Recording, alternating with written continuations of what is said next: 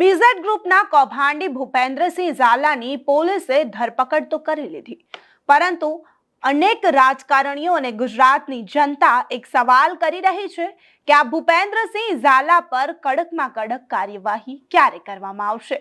ત્યારે ચેતર વસાવાએ પણ સરકારને આ મુદ્દે આડા હાથે લીધી અને સરકાર પર પ્રહારો કર્યા। તેમણે સરકાર પર પ્રહારો કરતા એક સણસણતો સવાલ પૂછ્યો કે ભૂપેન્દ્રસિંહ ઝાલા જે કૌભાંડી છે તેનો વરઘોડો ક્યારે કાઢવામાં આવશે।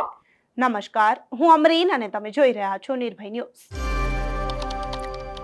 ચેતર વસાવા આમ તો ગુજરાતમાં કોઈ પણ મુદ્દો બને, કોઈની સાથે અન્યાય થયો હોય ત્યારે ચેતર વસાવા પોતાની પ્રતિક્રિયા અને નિવેદન ચોક્કસપણે આપતા હોય છે। ફરી એકવાર જ્યારે ગુજરાતનો ચર્ચિત મુદ્દો અને ગુજરાતની જનતા સાથે કરોડો રૂપિયાનું ફુલેકું ફેરવનાર ભૂપેન્દ્રસિંહ ઝાલાનો મુદ્દો બન્યો, જેણે ગુજરાતની જનતાનું કરોડોનું કરી નાખ્યું અને ભૂગર્ભમાં ઉતરી ગયો। જ્યારે આટલા દિવસો પછી ભૂપેન્દ્રસિંહ ઝાલાની ધરપકડ કરવામાં આવી ત્યારે સરકાર પર પણ મોટા સવાલો ઊભા થઈ રહ્યા છે। જે સરકાર અને જે ગુજરાત પોલીસ મધદરિયેથી કરોડો રૂપિયાનું ડ્રગ્સ લઈ આવતી હોય તે ગુજરાત પોલીસ આવા એક કૌભાંડીને આટલા દિવસો સુધી પકડી લાવી। 1 મહિના કરતા વધારાનો સમય થઈ ગયો ત્યાં સુધી આ ભૂપેન્દ્રસિંહ ઝાલા ભૂગર્ભમાં હતો। કેમ આપણી ગુજરાત પોલીસ આને પકડી ના શકી?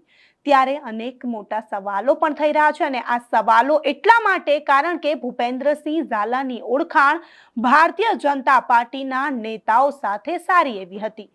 સવાલો અનેક થઈ રહ્યા છે ત્યારે આદિવાસી નેતા ચેતર વસાવાએ ભૂપેન્દ્રસિંહ ઝાલાને લઈને સરકાર પર મોટા આક્ષેપો પણ કર્યા અને સરકાર પર સવાલો કર્યા છે।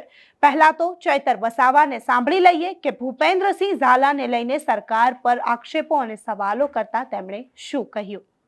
એકના ડબલ કરવામાં 6,000 કરોડનો આ ભૂપેન્દ્રસિંહ ઝાલાએ કૌભાંડ કર્યું, પણ એ ભાજપના સભ્ય હોવાથી સરકાર પડદા પાછળ એમને બચાવવા માટે ફરે છે। એવી રીતના એમના એક ધારાસભ્ય પર કેસ થયો અને આજે 85 દિવસ થયા, આજે પણ એ પોલીસ પકડથી દૂર છે। તો અમે સરકારને કહેવા માંગીએ છીએ કે નાના લોકોને પકડીને એના વરઘોડા કાઢવામાં આવે છે, એમના ઘરે બુલડોઝર મોકલી દેવામાં આવે છે। તો અદાલતોનું શું કામ છે? તમે ન્યાય કરો। અને અમે તો સરકારને કહેવા છે કે આ ભૂપેન્દ્રસિંહ ઝાલાનો પણ વરઘોડો કાઢો। પેલા જે 376 બળાત્કારમાં પકડાયેલા છે એ એમએલએ નો પણ વરઘોડો કાઢો ને।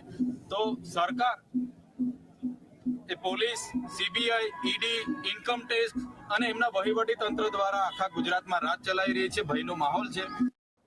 આમ તો ચેતર વસાવા અનેક મુદ્દે સરકાર સામે બાથ ભીડતા હોય છે। આદિવાસીઓના મસીહા કહેવાતા એવા ચેતર વસાવા અનેક વાર સરકાર સામે લડી લેવાના મૂડમાં હોય છે અને સરકાર સામે સવાલો પણ ઉઠાવતા હોય છે।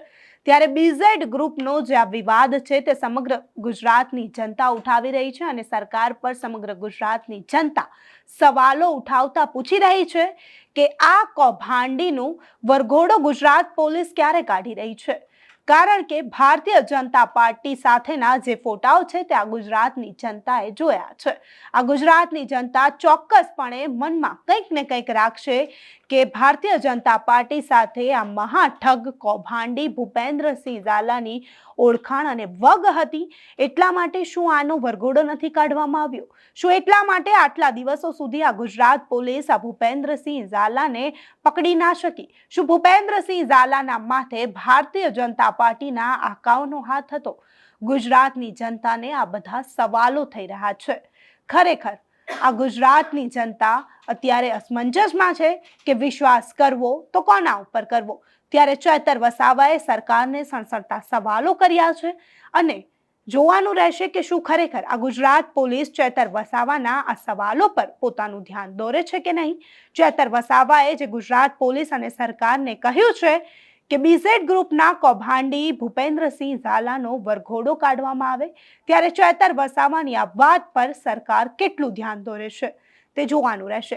ગુજરાત પોલીસ પર સવાલો એટલા માટે કારણ કે કોઈ પણ નાનામાં નાનો આરોપી હોય, ગુજરાત પોલીસ ઘટનાનું રિકન્સ્ટ્રક્શન કરાવે છે અને તેનો વરઘોડો કાઢે છે।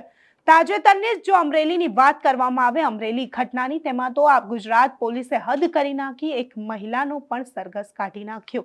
ત્યારે અત્યારે અમરેલીનું રાજકારણ આખું ગરમાયેલું છે। ત્યારે આ કૌભાંડી ભૂપેન્દ્રસિંહ ઝાલાએ તો ગુજરાતની જનતાનું કરોડો રૂપિયાનું ફુલેકું ફેરવી નાખ્યું। એટલે ગુજરાત પોલીસ પર સવાલો ચોક્કસપણે પૂછાશે અને ગુજરાત પોલીસે આ આરોપી અને કૌભાંડી ભૂપેન્દ્રસિંહ ઝાલાનો વરઘોડો કાઢવો પડે તેવું ગુજરાતની જનતા કહી રહી છે. ન માત્ર ગુજરાતની જનતા, અત્યારે નેતાઓ પણ આ માંગણી કરી રહ્યા છે. વિપક્ષ મેદાને ઊભું છે અને સરકાર પર સવાલો ઉઠાવી રહ્યું છે ભૂપેન્દ્રસિંહ ઝાલાને લઈને. ત્યારે ચેતર વસાવાની આ માંગણી શું સરકાર સાંભળે છે કે નહીં તે જોવાનું રહેશે. ગુજરાત પોલીસ અને સરકાર બંને પર અત્યારે મોટા સવાલો થઈ રહ્યા છે. તમારું શું માનવું છે? શું સરકાર આ ભૂપેન્દ્રસિંહ ઝાલાનો વરઘોડો કાઢશે કે પછી બચાવી લેવામાં આવશે? અમને કમેન્ટ કરી ચોક્કસથી જણાવજો તથા અમારી ચેનલ નિર્ભય ન્યૂઝને લાઇક, શેર અને સબસ્ક્રાઇબ કરવાનું ભૂલશો નહીં. આભાર.